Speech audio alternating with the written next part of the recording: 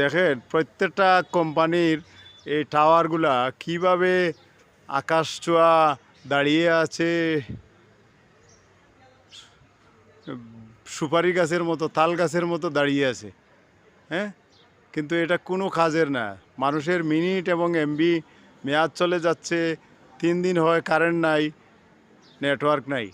প্রত্যেকটা জায়গায় নেটওয়ার্ক টিকায় রাখার জন্য তাদের পার্সোনাল জেনারেটর, অটো জেনারেটর রাখার প্রয়োজন। কারণ যখন কারেন্ট যাবে তখন অটো সার্কিট দিয়ে জেনারেটর ফিটিং থাকলে নেটওয়ার্ক পাওয়া গেলে মানুষ মোবাইল দিয়ে যোগাযোগ করতে পারবে। কারোর সাথে কারো যোগাযোগ নাই, এমবি চলে যাচ্ছে, মিনিট চলে যাচ্ছে। আজকে 3 দিন হচ্ছে কোনো কারেন্ট নেই।